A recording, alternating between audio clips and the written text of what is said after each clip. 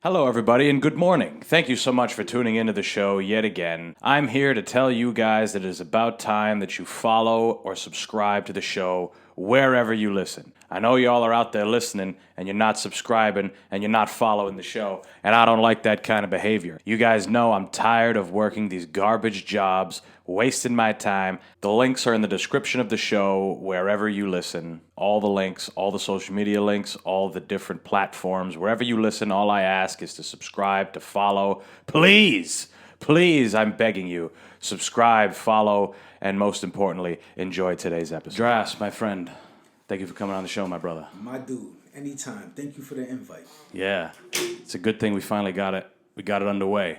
It was a little bit of preparation. It was a little back and forth, but we got it done, and I'm happy.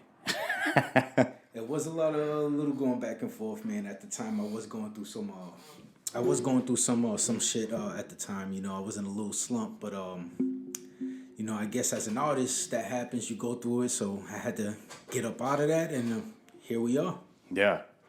Yeah, like we said it on the phone the first time we met, or I had brought it up to you. It's like we all want to do more, but sometimes it's good to know when to take a step back, wait a second, calculate, then go ahead and do more, you know? Facts. Eventually. Yeah, nah, that's facts, bro. And I was just I wasn't in a good place, so I didn't want to force music, you know, and force doing battles or doing anything that I wasn't in the right state of mind doing. But I feel like sometimes you have to go through shit like that, so you know you can come back 3 times as harder, you know. Yeah, it's weird. It's weird how sometimes it takes a setback like that. You think it's the worst fucking thing in the world when it happens, Yeah. but afterwards you're like, that shit prepared me, you know? Yeah, right. Set me up for something at least. Right. Yeah, You yeah. dwell back on it, like, you know.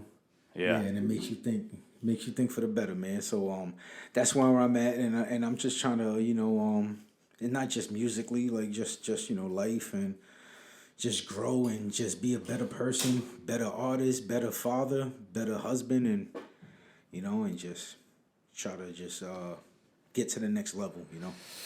Right. When did you? Because nobody knows what you do yet. But when did you start? When did you start rapping? I started rapping since I was about like I have to say probably like 10 years old. Damn. Yeah. And you said you're 36 now. I'm 36, yeah. Okay.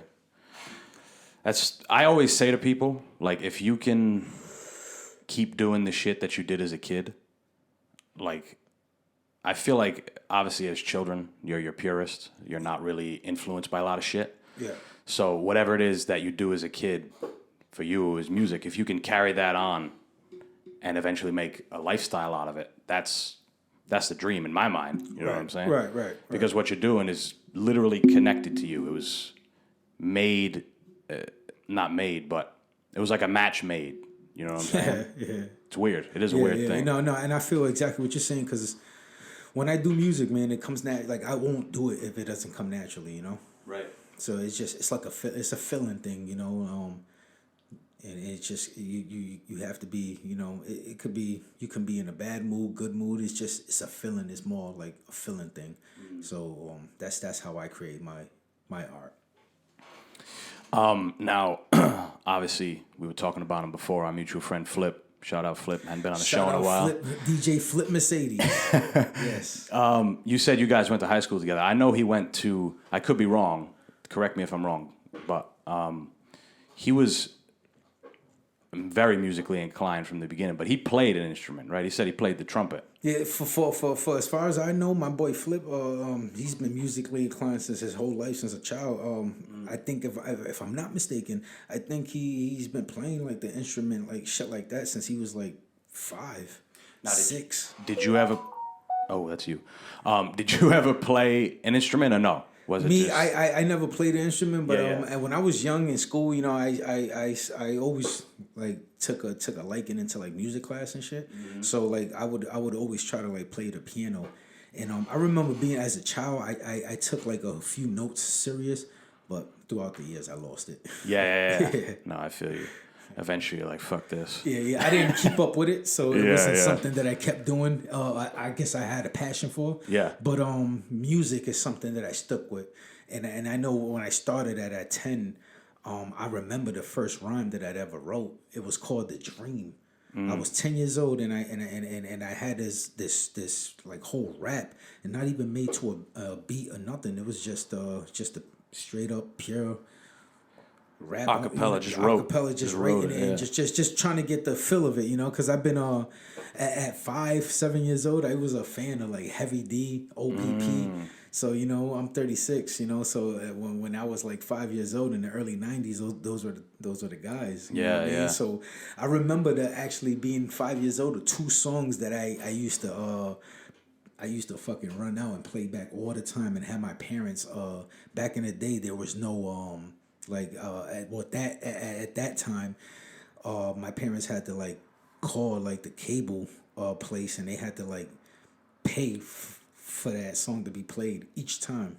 Oh shit! Yeah, on video. I mean on cable, but it was it was a video. It was a video song. It was Heavy D. I think it was like Heavy D song "Nothing But Love for You," but like the music video, and the OPP song.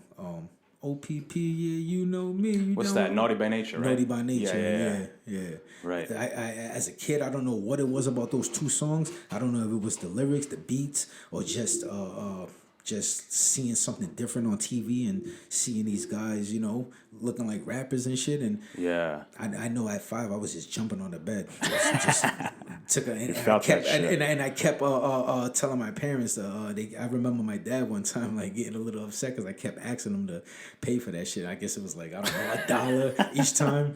So yeah. It's a lot of money in 91, 92. So yeah. That's what they say, at least. I wasn't there. Where? I was 97 when I was 97, around. that's what's up.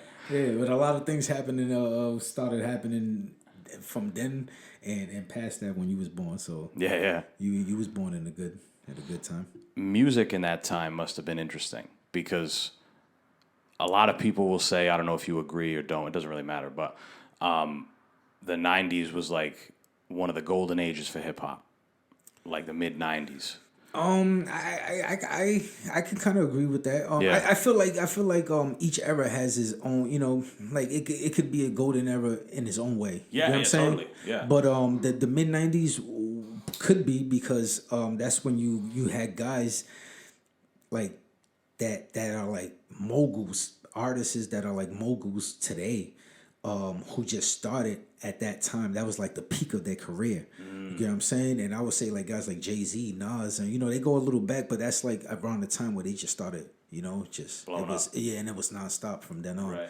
And I feel like I feel like a lot of like like people that's like moguls and really doing other things than just rap. You got Nas, Jay-Z investing into like liquor and other shit, like artists is doing other shit like that, buying fucking property and shit like that, and clubs and liquor stores, and fucking you got Rick Ross owning fucking wing stops and shit like that. You know what I mean? So I feel like before that, because you got artists that were already put on before that, but a lot of good names came during that time. Yeah.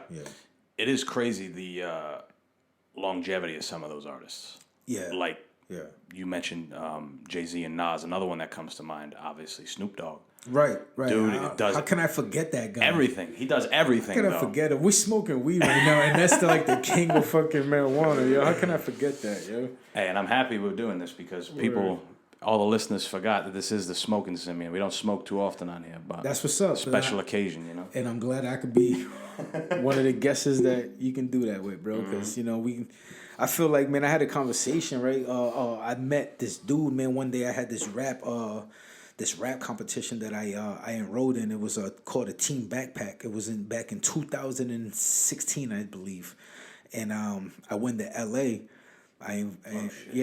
Just to fucking compete with like 1,000 fucking artists and shit. Yeah.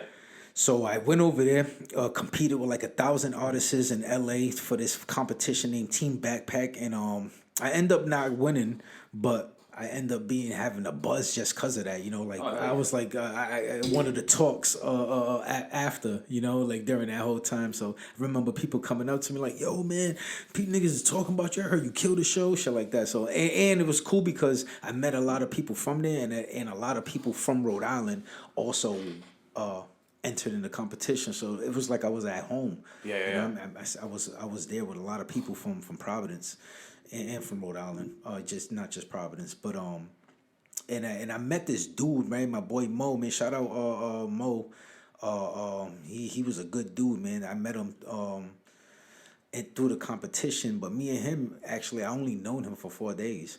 But the 4 days that me and him knew each other, like we did something different every day, and it started through weed because I couldn't find no fucking weed over there in LA, and I asked him, and he just looked like somebody I could ask. I'm sitting there looking at 1,000 fucking artists trying to see who I can ask for like, what's up? Can you find me some bud? But I seen this one dude smoking, these two dudes smoking, but like. One of them just looked like he was like the lead. How there's always that runs the shit. They look like the guy that could get me the weed. Right. So, but anyways, I went up to them and make a long story short. I was just like, nah, man, I ain't got no weed, but you can smoke with me. And then just from then on, we got a relationship, and he ended up having his weed card, and he got me some weed from the dispensary. Like all 4 days that I was there, so I was good. Brings people together. Yeah. That weed. And that's what he said, man. We had this conversation. He said all his tight friends and good relationship and close people that he has met throughout the years came through smoking weed. Yeah. So and it made sense when he told me that we're sitting at a rental smoking weed in the middle of LA, and I didn't ever been to LA before that. And yeah, man, here I am with this dude, man. I felt like I knew for like forever, and I only knew for like 4 years. You know what I mean? Crazy. I mean, for 4 days, my bad. I forgot who I was telling this to. But if you think back to, you could even say the 90s, but even before that, right? If you spoke to somebody then and they said the new industry, the upcoming industry in 30 years is going to be computers, it's going to be robots, it's going to be technology, they'd be right. Like, that's the truth. But none of them would have said weed. Not one of those people would have said marijuana, right? Because of how stringently, like, illegal it was at that point, right? Which is crazy because now there's dudes that are still locked up for it in certain places, and you can get it legally. Like, if there's people in fucking, I don't know, what's a place where it's legal? If there's a guy that got arrested in Montana years ago, and he's in jail for weed, and he gets news that motherfuckers outside now can get weed for like at the store legally, I'd be heated. I'd be like, now I'm staying in this mother. I'm killing somebody, and I'm staying in this bitch. Shit. Yeah. Yeah, I'm glad that we're having this conversation, man, because I love to argue this fact, man, that to me, man, I'm glad that it's legal the way it is in 2022, because growing up and seeing people making a big deal over weed the way people have, to me it was always like I never seen I never really seen the issue in it, like people trying to like down talk marijuana. I get it, it's a drug just like other drugs, but to legal me, ones too. Right, but like I always argue this shit with like my friends, like my peoples that fucking drink, that love to fucking drink liquor. And don't smoke weed, but I smoke weed and don't drink liquor. Right. So I love to argue with them niggas, and I feel like, you know what I mean? Like, I feel like smoking weed is definitely not even as close as worse as drinking liquor. You know what I mean? So you kick alcohol, it's one of the few drugs that can kill you if you kick it cold turkey. And I have nothing against it. Don't get me wrong, you know what I mean? Because all my peoples, most of my peoples, I got a lot of brothers, relatives that drink. But what I'm trying to say is you know what I mean? Like, just like how you like I know I over abuse, but I smoke my brains out. Yeah. But like if somebody versus somebody over abusing liquor, the outcome is going to be totally different. Right. You know what I'm saying? So the chances of you fucking somebody up after smoking a bunch of weed is low. Right. It's pretty low. It just you smoke mad weed, you just want to go to sleep. Yeah. You just get tired. That's it. Right. You drink mad liquor, my nigga. Oh, y'all don't know, bro. You might end up in the hospital. Yeah. Yeah. In more ways than one. Might send somebody else to the hospital. All type of things. Make some fucked up decisions. But it ain't for me, man. I this is actually my only fun fact about me, man. I never really drunk my whole life. So I actually never got drunk. You just tasted here and there. Yeah, no, actually, yeah. I tell you, being a kid, guy, I'm Spanish. I come from a Spanish family, so I grew up with my grandmother. Fucking, let me fucking do a little taste. Taste the fucking tip of the fucking bottle and shit like that. Yeah. But I never took a liking into it. So growing up, I never really got hooked on it. So I never seen I guess maybe because I probably started smoking weed first. So it's just, to me, I'm like, I already smoked this, so why? Don't need to add nothing. Yeah, right. What's the whole point? Yeah, it's weird how, like, whoever the fuck can decide that this one is legal, this one's not. Like, it's just... Right. Especially because there's drugs that... They're called drug. Like, you hear the word drug and you're like, oh, my God. Right. It sounds like so negative. But there's drugs that are better for you than other drugs. Of course. Like, if you're going to take drugs, why not do the ones that are like, like another one that is popping up is, psilocybin and ketamine and that type of shit. It's being legalized in different places because they're finding medicinal use with mental health patients. Wow. MDMA, another one, Molly, but like legitimate, nothing cut, like made from a fucking scientist. Yeah. You can get that. You can get a drip of that. And there's been there's been positive information with PTSD patients, soldiers, and it's more or less, doctors are calling it a cure. Doctors and scientists are basically calling this MDMA treatment a cure for PTSD, which is pretty fucking crazy. That's supposed to be a party drug that makes you go bananas and you do all type of shit when there's some medicinal benefit to it. And that's not with every drug. Right. What medicinal benefit is there for alcohol? Right. Pretty much zero, Right. It's weird. That shit is weird. It's crazy. Another thing I wanted to ask you, what music was listened to in the house when you were getting older, family-wise? Were they like, turn that hip-hop off? There was some hip-hop, but to be honest with you, if I had to say music growing up in the household, it mainly was like salsa. My dad listened to a lot of salsa. My family, my mom and my dad, they were like real big fans of salsa. But then occasionally there was like, they would like switch it up and mix it up. And there would be like some hip hop, some LL Cool J. Yeah. Mama said knock you out or something. Yeah. Especially when they start mixing genres, which is dope. When a style of music is kind of struggling, they'll find a way to mix genres. Like you see it with country music. Right. They'll mix with Nelly or pop music or that type of thing, which is dope. My parents, I have older parents. You know what I'm saying? My parents are probably around your parents' age, if we're being honest. Okay. Maybe a little younger, but 70s, 60s, and 70s. I'm talking about where they grew up. Yeah. 60s and 70s and shit. So they never really listened to hip hop at all. You know what I'm saying? My mom actually went to see Grandmaster Flash live. Like in the 80s or some shit, which is pretty dope. That's pretty dope. That is pretty dope. But for the most part, like my sister grew up in Fall River, which is a lot more urban than where I grew up in. Providence is urban, but I went to Catholic school, I was a little more sheltered. But my sister grew up in Fall River, so she was like thugged out gangster. So she was listening to hip hop and all this shit. My dad's like, what the fuck is this? Because my dad's from another country. Okay. He's from the Azores. All right. You know what I'm saying? Right. So he ain't got no time for none of that. No, he's serious dude. He's a man's man.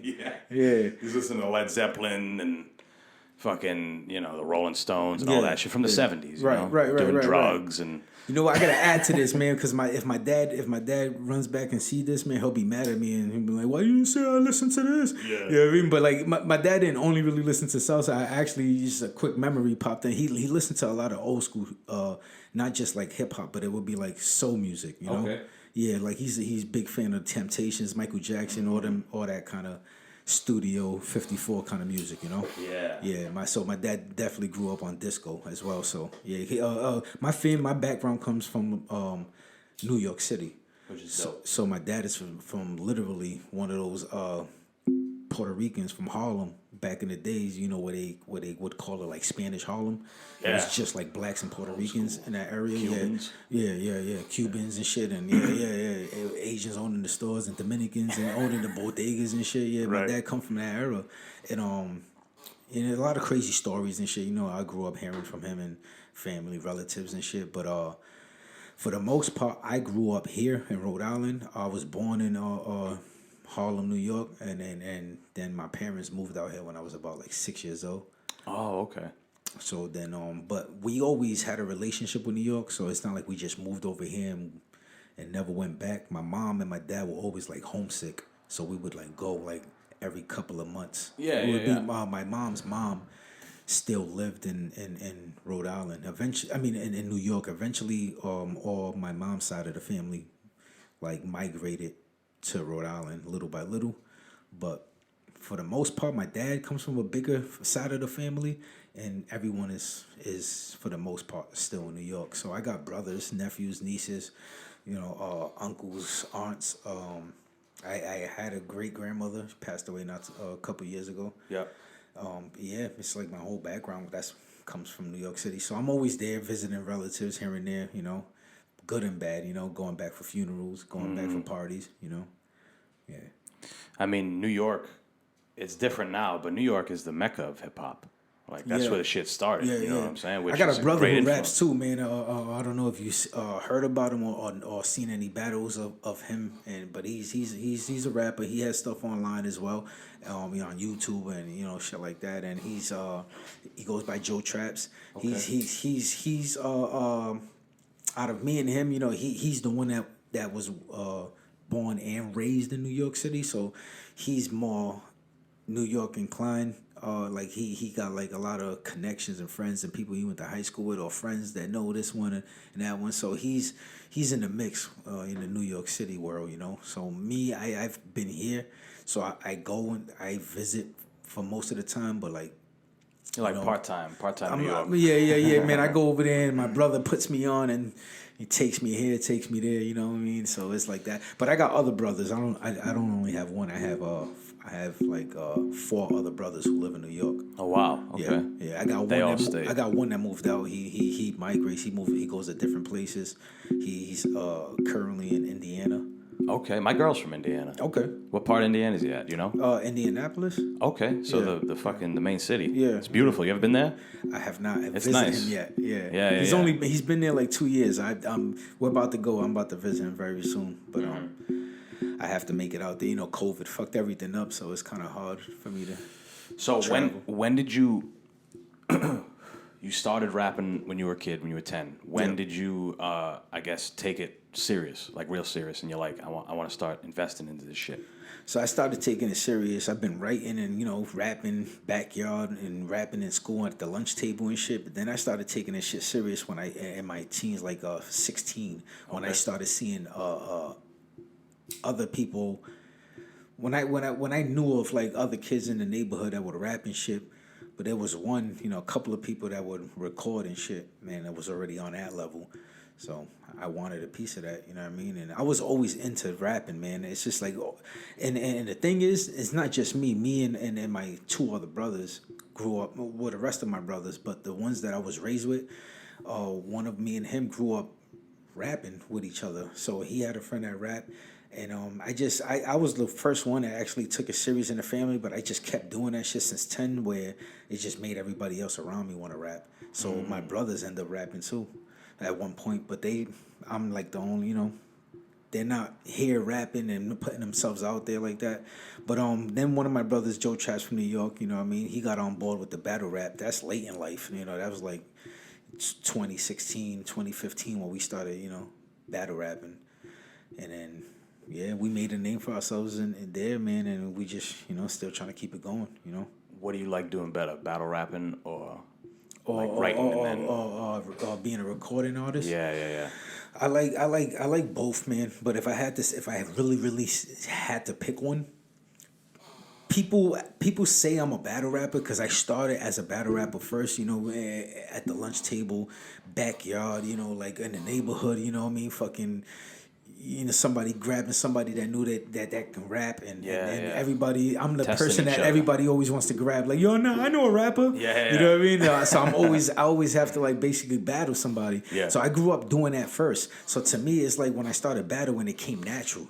So I kept doing it. And then I got into like recording and being a recording artist, and I actually wanted to be like one of those guys that you would hear on the radio, So I trained myself to start like how to make my music sound like that, like more radio instead of sounding like a street rapper. You know what I'm saying? So, because I come from a background family, from the streets, man. So it came naturally for them. Right. So to me, it's like I wanted something different. You know what I mean? Like I wanted to be something different. I always knew that. I wanted to be like the Jay-Z of the shit. You know what I'm saying? Yeah. Jay-Z talks about drugs and shit like that, but like we all know he's definitely musically inclined. Like he got bars. He can do other shit. You know what I'm saying? So I wanted to be that person. So I looked up to guys like Jay-Z, DMX in the very beginning. I wanted to be like them guys. I'm happy you said DMX. I feel nobody. DMX is my favorite rapper of all time. Really? All time. Wow. I don't fuck around with that. Nobody is, and second place ain't close. Like DMX.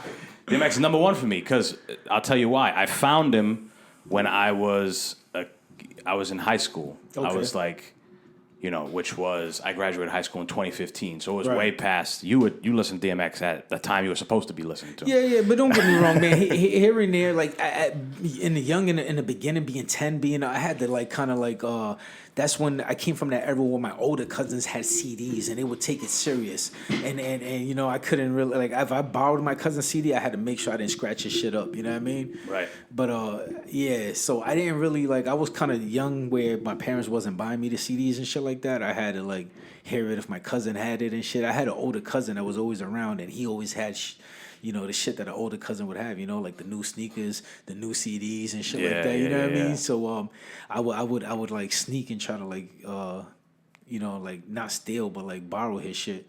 But he would like, catch me and shit. Like, you fucking with my shit, little nigga. You know what I mean? So I would always get in trouble by my older cousin and shit like that. So I grew up like that, until to the point where I started getting real into with music, and then I would ask my own parents to buy me this CD or something like that. So I remember copping an XCD. I think if I'm not mistaken, I think the one I owned was Flesh of My Flesh.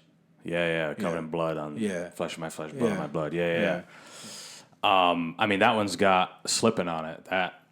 That song, personally, is fucking. I love that fucking song. Slippin'. No, it's a powerful song. Yeah, but what I was getting at was I found him when I was in high school, and I don't know how you were in high school, but a lot of kids in high school are fucking.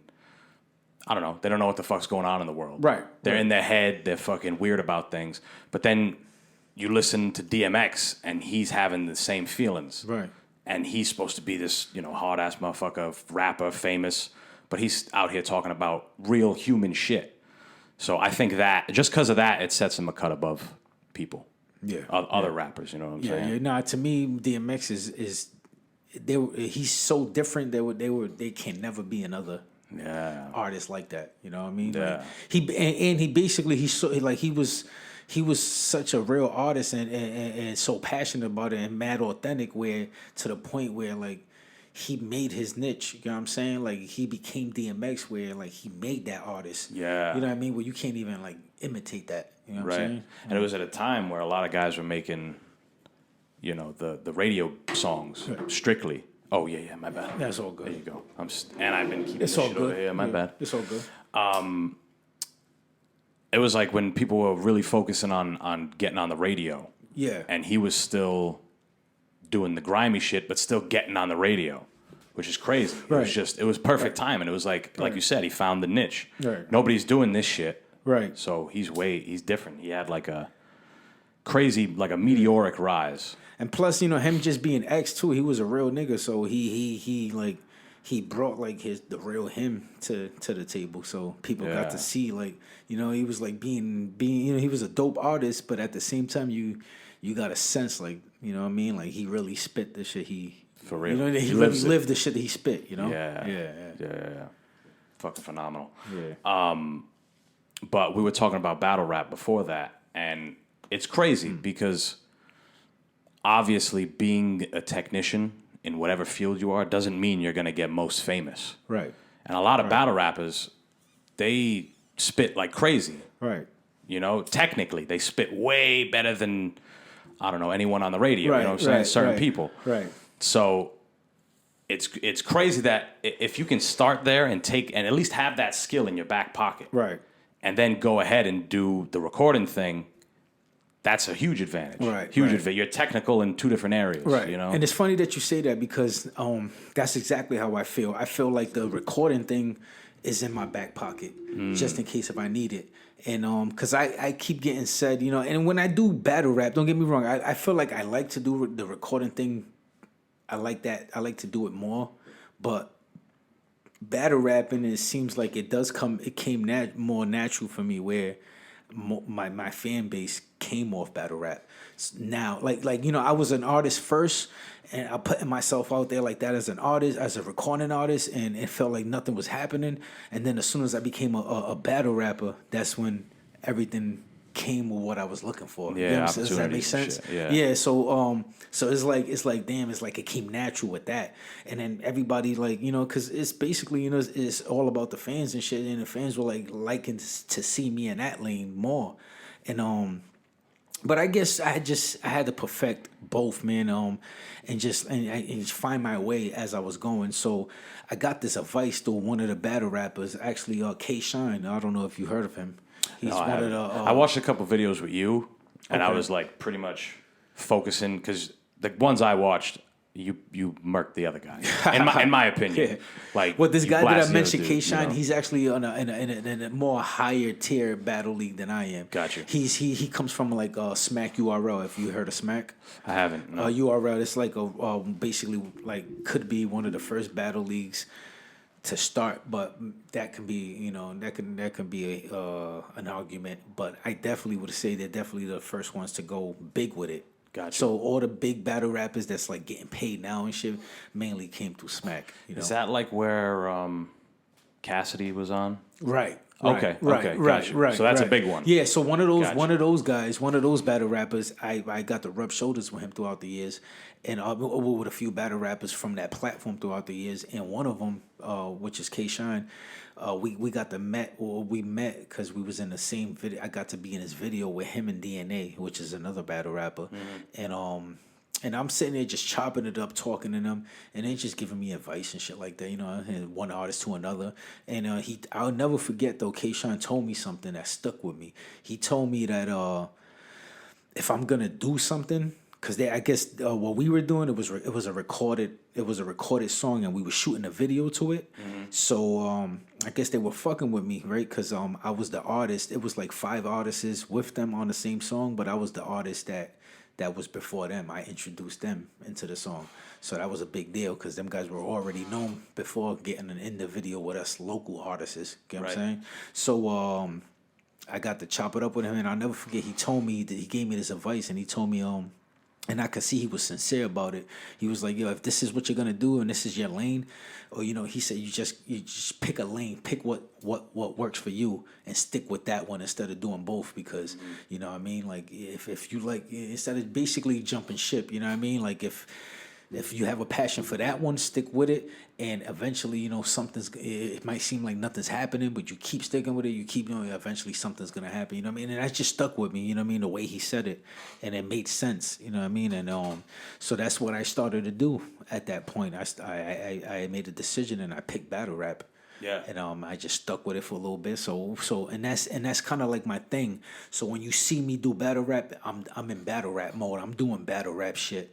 When you see me recording, you see videos on YouTube, you see freestyles, you see me on the radio station doing podcasts and shit, I'm in rap mode. I'm in recording artist mode. Yeah. That's dope. Battle rap is like the gym. Right. You can go in there and train. Right. I call it that because That's dope. That's yeah, dope. Yeah. because we were talking about That's before exactly this. what it is. I do comedy, so Okay. for us, That's right. For us, the gym is what's called an open mic, where anybody can go up, you practice a joke, whatever. But a show, that's different. a show, now I'm in show mode. I'm going to use my best shit that I've been practicing. Where an open mic, I could do something else. You know what I'm saying? But you're working out. You're working out your material. Yeah. You know, it's just keeping the brain fresh. You know. Yeah. Yeah. Now, what's dope about battle rap is it's kind of the rawest form of hip hop. It is, and that's why I love it. Don't get me wrong, I love both. It's, you know, back to your question, and I really have a passion for both. So that's why probably I'm so good at battle rap, because I have the passion for it. But I also have the passion for being a recording artist, because I've been doing this since I was 16 years old, where you can hear the elevation to it. Like, I elevated in being a recording artist. Like, you can hear it in different years, from like 2008 to 2009 to 2011, 2012. You know what I mean? Like, it's levels to this shit, and I just got better and better in it. And not just me saying that to myself. You know, the feedback, and it's just, you know, like, and it's others who motivate me to keep going. You know, all I keep hearing is, you know, keep sticking with it. Don't let it die out, or don't get demotivated. You know, keep pushing, keep doing your thing, keep going, keep grinding. You know what I mean? That's all I keep getting, you know, my whole life. So it's like, it's hard to, when I go on a hiatus, it's hard to just leave it alone. You know what I mean? It's like I eventually have to go. Yeah, it's like part of who I am. You know? Yeah. It's like I can't even help it anymore. So I learned to embrace it. You know what I mean? I used to run from it. You know what I mean? So now it's like, I'm not even gonna hide it anymore. This is who I am. You know what I mean? Yeah. I'm a rapper, bitch, whether you like it or not. You know what I mean? Right. That's the way to do it. Hey, first step is acceptance, right? Right. That's the first step. Right. That guy's advice was pretty spot on. You don't want to be... You can't have both hands in two different baskets. Right. You got to find whatever the fuck it is, right. like we were talking before. If you can do it when you're young and double down, right, that's great. You know what I'm saying? But you got to pick something. You got to pick a lane. Right. If it's rap, it's rap. If it's fucking podcasting and being a comic, you gotta pick one, because they're kind of similar. Being a guy on a podcast and a comic, you know what I'm saying? Which is, it's dope when you see somebody who can devote their whole life to one thing, right? Like music, like rapping, like an athlete. You see a kid from 5 years old, and now he's 35 in the NBA. He's done the same shit. Tom Brady type shit. 30 years. Right. You know, and that's the thing, that's the advantage you have, because you started so young, and now you're at a point where no one can take the experience from you. Right. At very least, nothing else happens. You have crazy experience, and you can impute that on whoever the fuck you want, you know? And that's real, bro, because that's exactly how I feel, and that's why I feel like there's no point to stop. There's no point in stopping now. You know, like it's just, you know what I mean. It's I'm on 100 from here on out. Yeah. Yeah. And it's funny when people put like a specific limitation on shit. Yeah, it is. Like in terms of age. Right. You know what I'm saying? Because some people do the most prosperous shit past 50. Right. The Colonel Sanders, that motherfucker was 70 before KFC opened. Wow. He was old from the beginning of that shit. You know, I didn't know that. Yeah. Wow. That's like one of those stories you hear, and you're like, that Judge Judy, who was she before she was an old judge on TV? I don't know. That's a good question. You know what I'm saying? She got on TV at like 60. That lady's worth 9 figures. Right. Is she like 90 something right now? Yeah, she's still on TV too. Yeah, she's still on TV. Still working. Crazy. That's the other thing. When... Yeah, you're right about that, bro. Yeah. You know, not to cut you off, but no, you're good. I feel like I feel the same way, man, and I feel like there is no time limit. You know what I mean? You know, for example, like I feel like I'm in the best shape of my life than I was 10 years ago. I used to be overweight, so I actually lost weight purposely. So I used to be like 234 pounds. And to the point, and I think that's the highest I got. Damn. To the point, and you see, I'm not that tall, so you know what I mean. You were around, right, man. So you know, I was looking at it and I was feeling it to the point where I think what made me get motivated to exercise and changing my diet, my eating diet, and losing weight for real was having my firstborn. He's my only son, my only child at the moment. I have a son. Mm-hmm. Shout out Jensen. Shout out. Yeah. Gotta give him a shout out. 8 years old, right? He's gonna be 8. Okay. Soon, actually, next week. Matter of Okay. fact, he's gonna be 8, and his birthday's January 25th. There you go. Yeah. Everyone hit up Dras's fucking Instagram, wishing his son happy Word, birthday. word. Wish. He actually has a nickname. People call him since he was enrolled in our boys Flip Mercedes program. Yeah. Music program. He came up with a name, and he learned how to DJ from that program. So he's been amped up since then. So he gave himself a DJ name. He calls himself DJ Drizzy Gents. Okay. Nice. Yeah. When's Dad gonna start buying him some shit?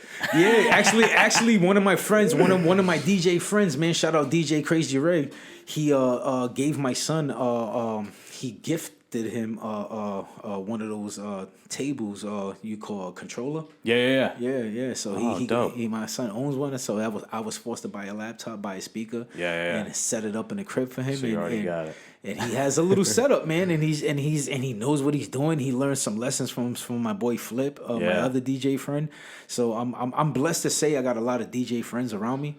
So and they're sincerely my my peoples and shit. So they love my son just as well, man. So they when he's around and they're around, they give him little lessons and shit. Give him gifts and shit. And he's a loved little boy, man, by all my peoples. Yeah, that's great. Takes a village. Word. Right, that's what they say. Word. Takes a village. Word. And they see the passion and the potential in him. Because he's actually nice, man. I could show you some videos after this. Yeah. He's actually into it and DJing it and scratching and blending into the next song. He's only 7. You know. Yeah. So. That's the beauty of learning some shit when you're young. Right. Like now that shit's just gonna be there all day. Right. It's right there. He comes home from school, he can run right to it if he wants. Right. And like you said, starting young, and it's like something that you started young. It's like it becomes you as you get older. You do it long enough. Right. Yeah. So I'm proud of him. Yeah, I'm proud of him. Yeah. Shout out Jensen. Shout out my son. His birthday's next week. But he's the one who made you double down on losing some weight. And he's the one that motivated me to just lose weight and become the artist that I know I always was. Right. So that's so actually before he was born, when my wife, shout out my wife, when she got pregnant with our son, it made me wanna keep going. It made me wanna like I don't know, man, just like keep doing music even more, like on 100, like really try to get put on. You know what I'm saying? So that's why I think I went even harder when my son was born, and then I really went hard into battle rap. That's when I took the battle rap thing a little more serious, left the recording alone, and became the artist I became there, So and then when my son was born, it just kept giving me motivation to just definitely keep going. Right. And now he's he's my biggest fan, So and the whole losing weight thing, when he was born, I was pushing that high in weight where I was like 234 for me, and to me that was like the limit. To me it was like enough was enough. Yeah. So I started taking shit serious. So what I did was I switched up my whole diet plan. I stopped eating all the bullshit I used to eat, so I don't eat that anymore. It's been like 5 years now, literally. Like what? Fast food and snacks. Well, don't get me wrong. I'm not 100% dedicated in that aspect. Right. I still here and there eat McDonald's and shit like that. Yeah. But what I did was cut a lot of shit off. Right. So I don't drink anymore juice and soda. Right. So I actually haven't had juice and soda for like literally like what's going on like 6 years, because I started since my son was born. But when my son was born, I took baby steps.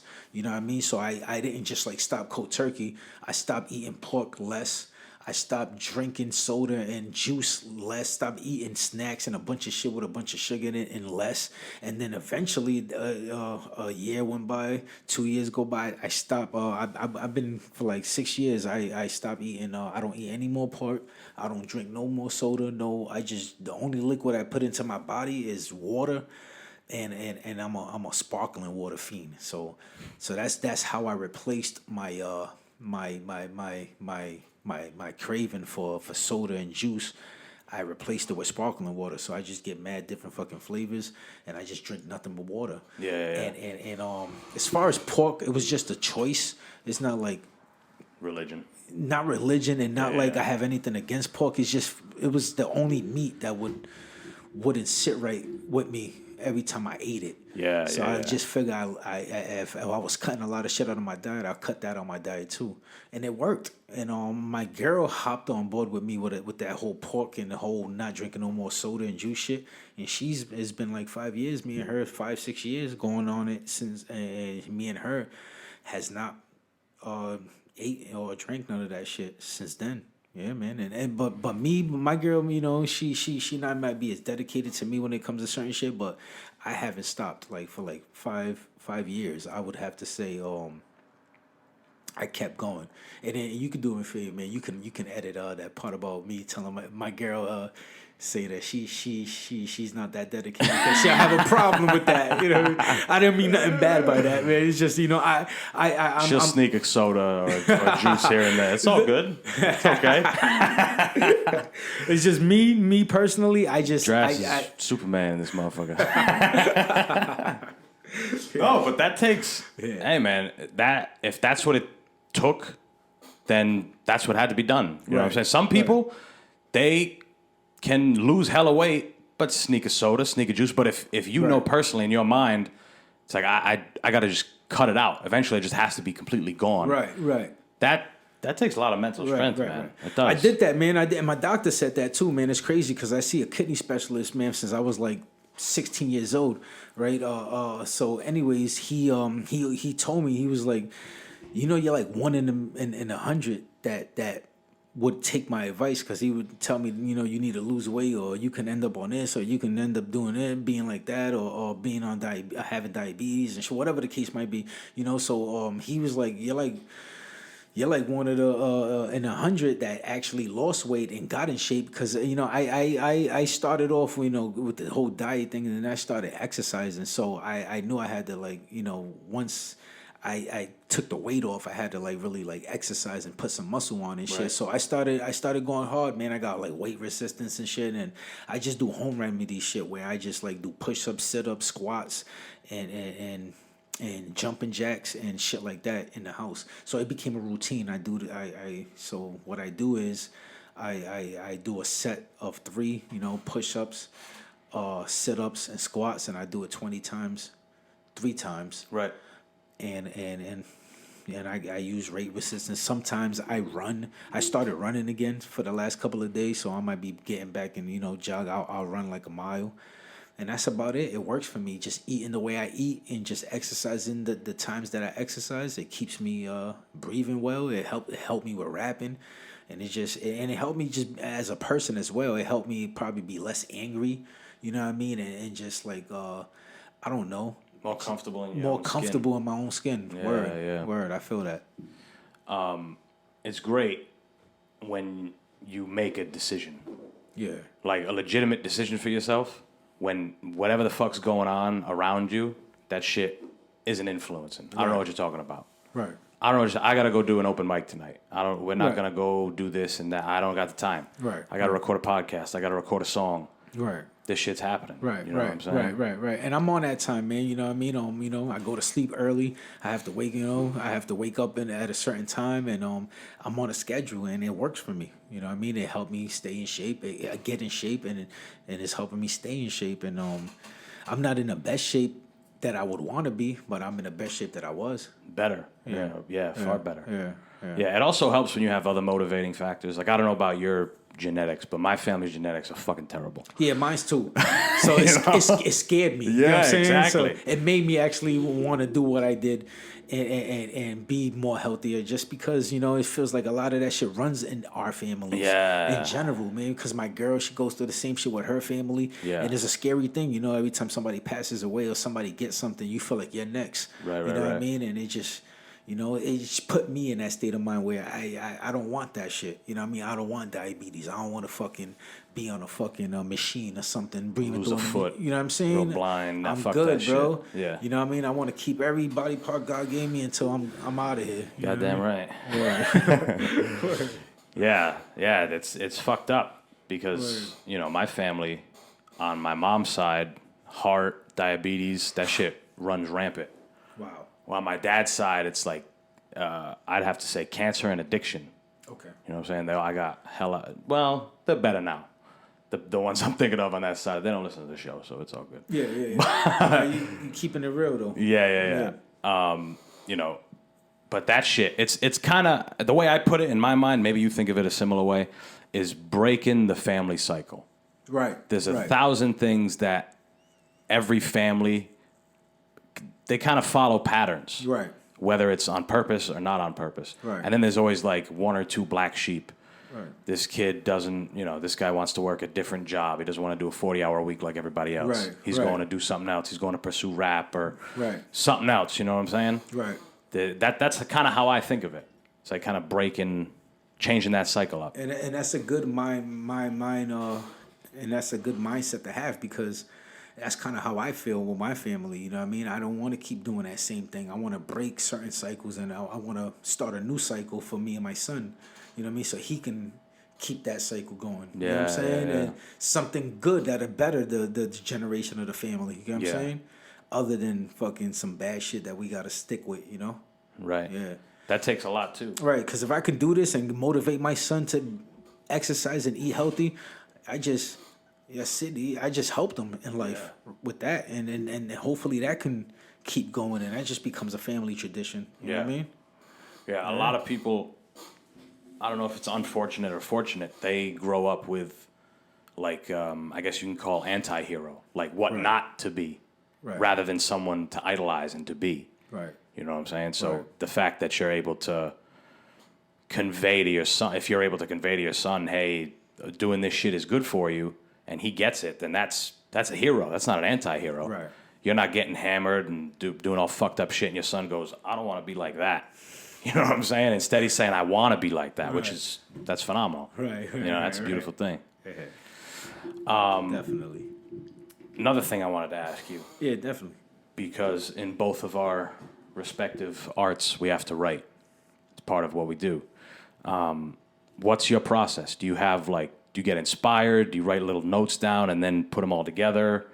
What is it? So, actually, what I do is, and my formula basically of creating music for years has been, I used to start off writing it, but then I don't know, my mind runs wild to the point where I guess I became so good to the point where I idolized Jay-Z a lot too. So I always wanted to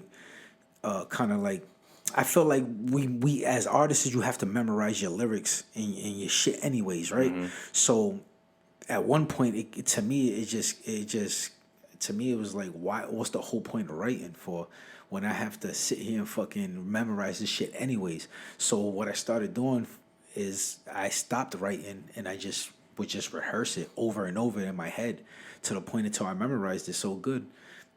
I don't even write anymore. Wow. Yeah. Holy so shit. what I do is I'll go back and write it down so I can have document of it afterwards. Okay. You know what I mean? So to create the music, I prefer not to write. I rather just So basically, it's like battle rapping. You know what I mean? I just rehearse. I have some time, a couple of hours to myself. You know what I mean? I keep myself in a comfortable space on whatever I like. You know, as far as like no noise and just in the dark.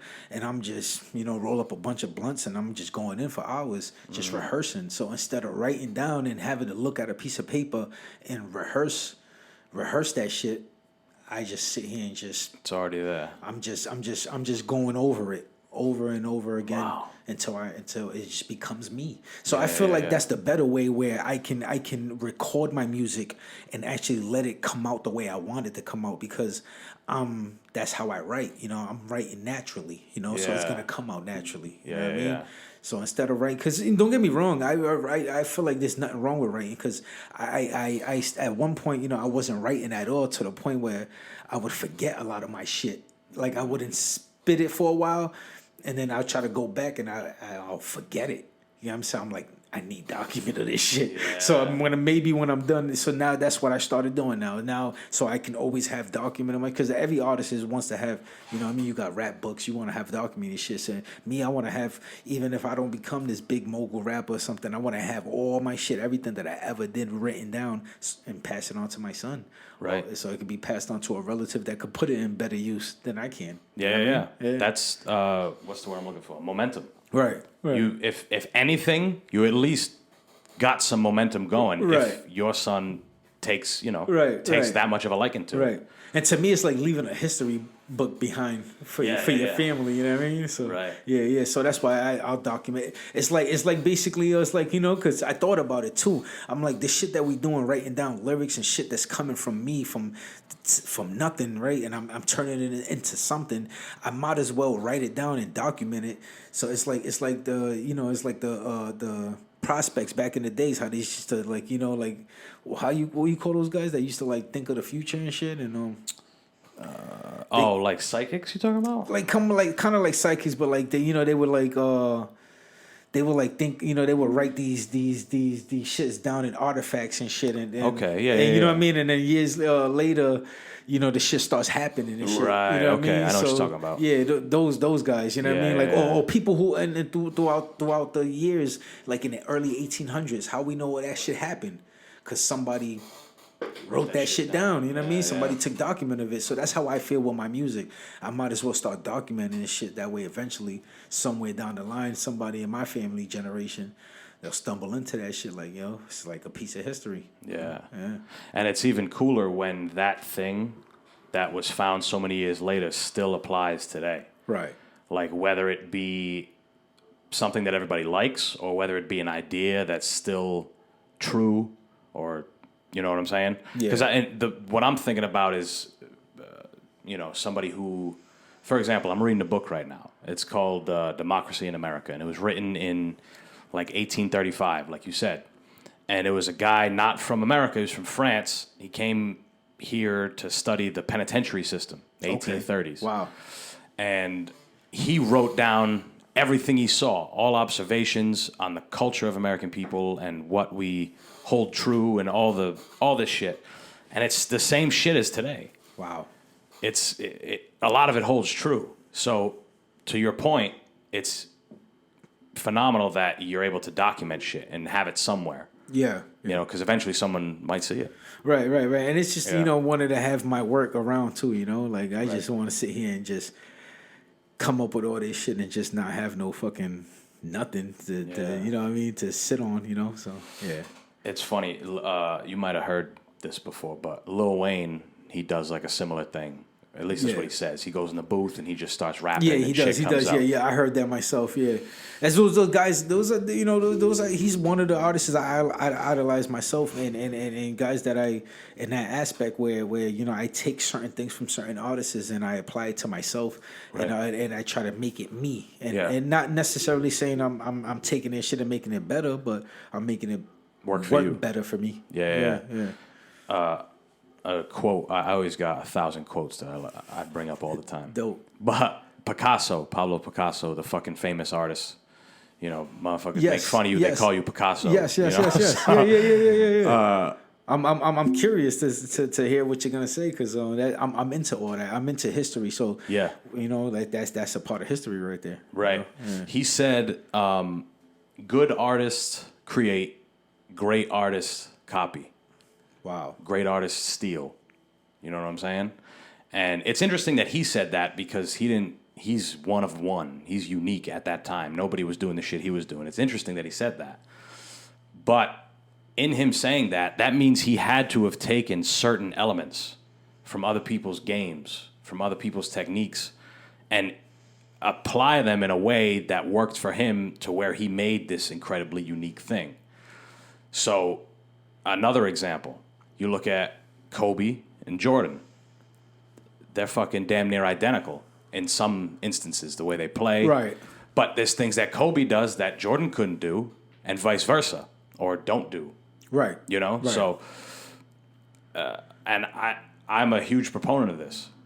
Copying the guy who's the best at that. Who's the best at that particular thing? I'm going to watch him. Right. who's the funniest at this? Who's the, you know what I'm saying? Who raps the best this way? And that makes sense because that's how I apply my music, to that. How I take the guys, the top notch dudes, or the dudes that I think that's top notch that I'm into. You know what I mean? That's my favorite rappers. You know what I mean? And I looked up to them guys throughout the years, and I just take a little bit from this person, or I take something from that person that I like, but I make it my own. You know what I mean? It's like I always tell people the same thing, because I always tell them this. I have people I idolize, and I have take certain things from, not necessarily I'm stealing it or I'm trying to rap like that person or be like that person. I just take an idea or something that I thought that I like that he does, or a style. It could be a way, or the way he talks, or the way or whatever, or the way I might pronounce a certain word, or a certain way, because everybody has a certain formula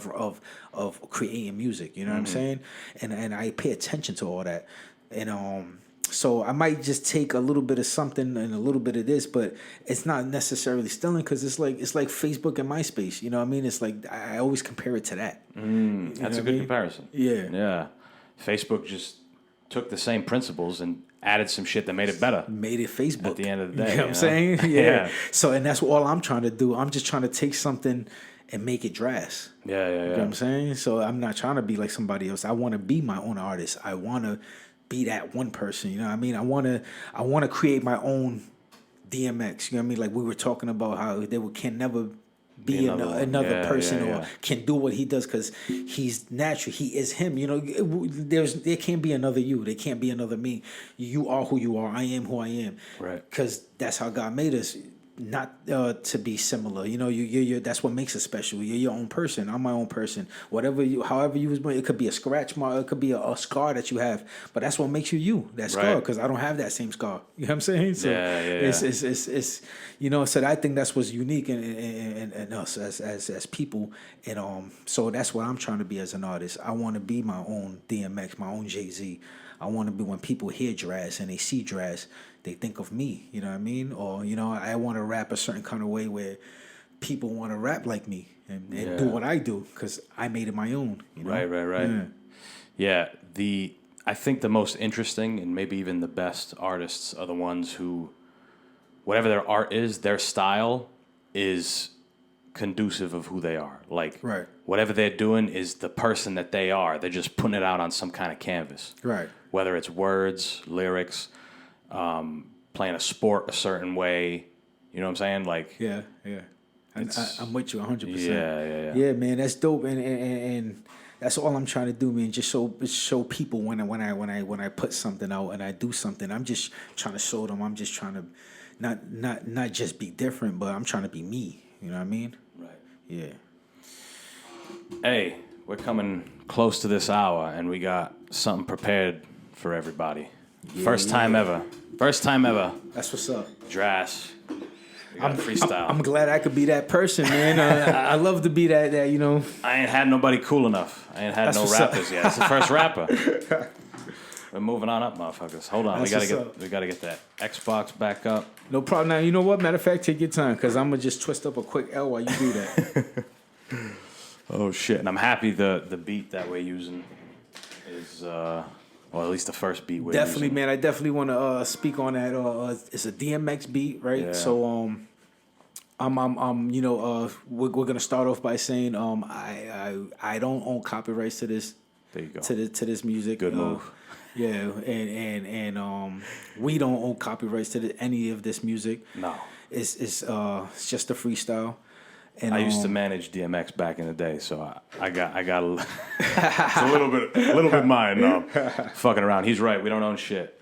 So man, this is just, I just want to come out here, show some love, and basically it's a shout out to DMX, if anything. There you go. Right. Yeah.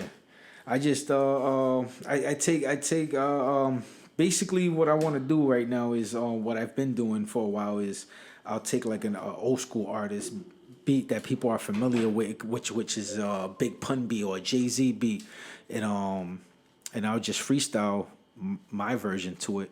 Those are the coolest ones. Yeah. In my opinion, when an artist uses a a dope ass beat, like an older one though. 50 Cent, Lil Wayne, they're known for doing shit like that. You know what I mean? So I looked up to guys like that, and I want to be that 2022 artist that do shit like that, but bring the new flavor. You know what I mean?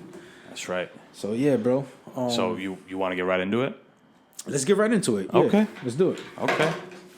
This is fucking on the spot production, people.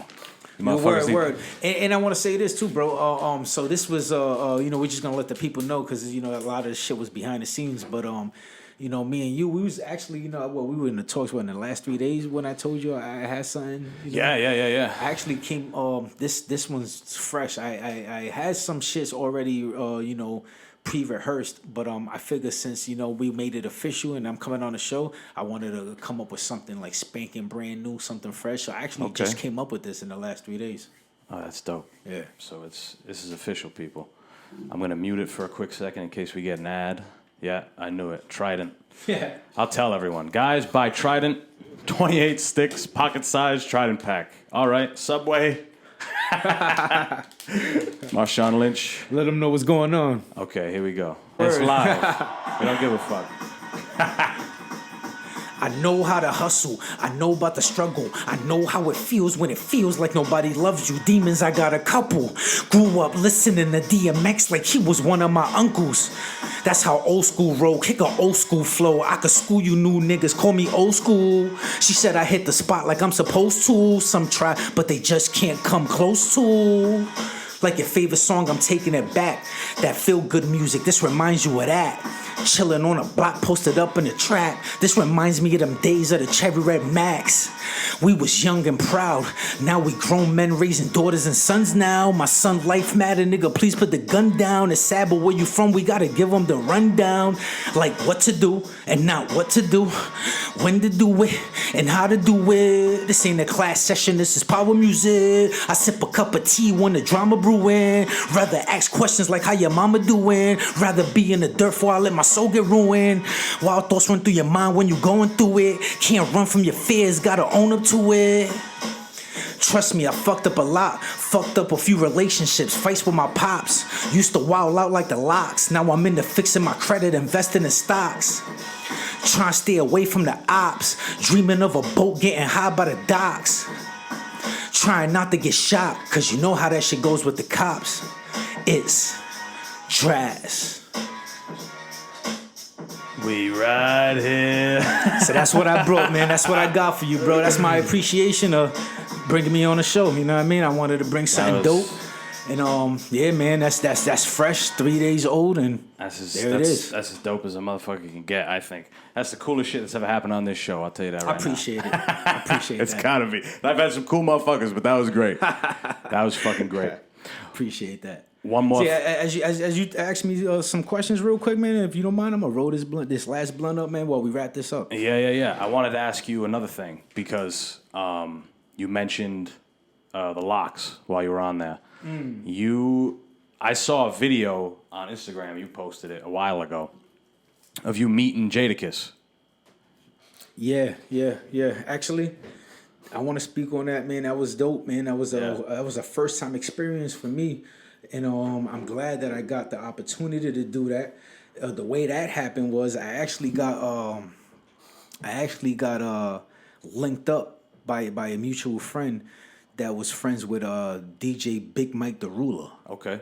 And that's how we got connected. We got linked up through that mutual friend. We started talking on Instagram, and he had this thing called PTA, which stands for plug in the aux. And it was a thing where they bring artists to different artists can be that person going to different cities, but that particular artist was Jadakiss.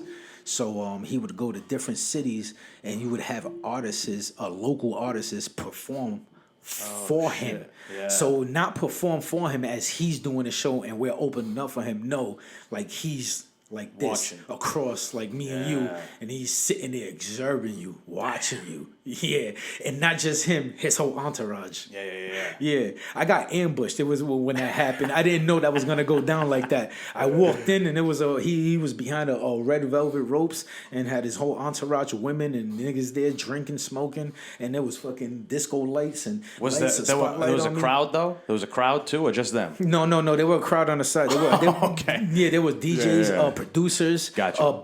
Actually, there were big people there, man. This is the biggest I ever got for me so far. It was Jadakiss entourage. So I don't know if you ever heard of Poobs. I haven't. His one of the Rough Riders beat makers. Okay. So I guess D Block. I'm sorry, D Block's beat makers. One of D Block's beat makers, and he was there. And it's funny. I want to say this because I'll never forget Jadakiss saying something mad funny when I was done performing. And he gave me my props, and he was like, "You did your shit. You fucked it up, right?" He was saying nothing but good compliments and shit, because that's what I was most nervous about, getting the feedback. Right. You know what I'm saying? Yeah. But it could have been anything. It could have been feedback, anything, man. Rather he liked you, he didn't like you, if he wanted to do a song with you or keep working with you, whatever the case might be. Yeah, man. He was definitely interested, because to this day I'm in talks with the what they call the Jadakiss team. On Facebook and shit. Okay. And like social media, Instagram and all that. So basically a lot of his entourage, his camera dude, his beat makers, I made sure I stay connected with them guys. And so I'm in talks with some a page called like the Jadakiss team, which sends me like notifications of shit going on occasionally, where they're looking for like local artists to do shit. Oh, dope. And I be entering here and there and seeing my opportunities and seeing what can happen. You know what I'm saying? So I'm just blessed that I'm even involved with some shit like that. You know what I'm saying? That I can even be connected like that. You know what I'm saying? And it's just all due to just pushing myself and wanting to just make that move and perform for Jada. You know. And being there at the right moment. Right, at the right know moment. What I'm saying? Right. Sometimes, like, just getting your foot, like, you probably walked in, you said you got ambushed, you were like, shit. And you're definitely right about that, because I didn't know who was going to be there. You know what I'm saying? And there were probably more other people there that saw me rap that night that I didn't even know they was there. You know what I'm saying? Because I had tunnel vision. I was more worried about performing for Jada. Right. So that's what I did. And I performed the shit out that day, man. I actually probably one of the best performances in my life. And I was composed, everything was cool. I had my entourage with me, actually. I brought like 5-6 people in with me. And they were standing behind me the whole time. But I was like mainly just the main guy. Like they kind of like stood like 6 feet behind me. And I was just doing my thing, performing for Jada. That's the experience. Yeah. Like we were saying. You had that experience to fall back on, Yeah. It was fun, man. I ain't gonna lie, and it was cool. It was heart pounding, because you don't know, the feedback and shit like that. But to the point where after we was done and shit, and I took a picture with him and shit, he had his arms around me, pounding my check. You fucked it up. You fucked it up. You know what I mean? That's what he kept saying. That's huge. Yeah, that's dope. That's huge. And I didn't expect this. They threw me off where I felt like a deer that, I tell people this. I'm like, I'm not afraid to say shit like this, because it's my like first experience doing shit like that, performing for a big mogul. To me, he's a mogul artist. You know what I'm saying? So I'm performing for Jadakiss. You know what I'm saying? He's in my top 5. So just performing for him and just being face to face, that was nerve wracking. But I did it though.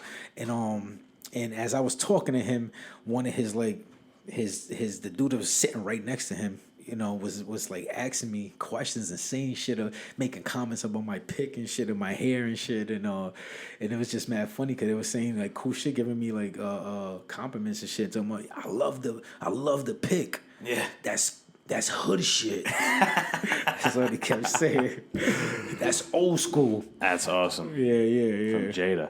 That's great that a legend like that, though, a legend in the game, is still willing to put on the smaller, smaller guy. Right. Like, I did a show in front of, I don't know if you know who he is, in front of Lenny Clark.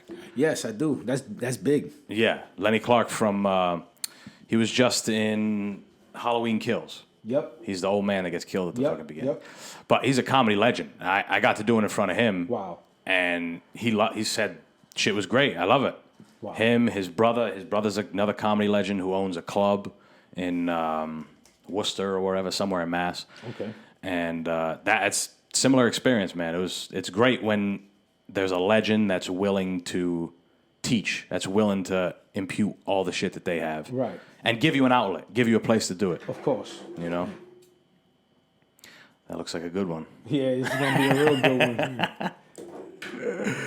Oh, man. I am happy that we're smoking on this motherfucker again. I know I stopped mine, but I'll keep that shit going even when the cameras are done. yeah. That's yours, bro. Yeah. Hey, man. I think we're gonna wrap this motherfucker up. Let's do it, man. I felt like I've been talking my ass off. That's good. That's what I want. All right, cool. I hope I didn't talk your ear out. No. All right, that's what's up. I would be in the wrong line of business if I was worried about people talking my ear off. Where can people find you, man? All your social media, your links, so all you that. can find me on Jras_1 on IG, Jras_1 on Twitter, and I am Jras on Facebook. Twice or just Dras?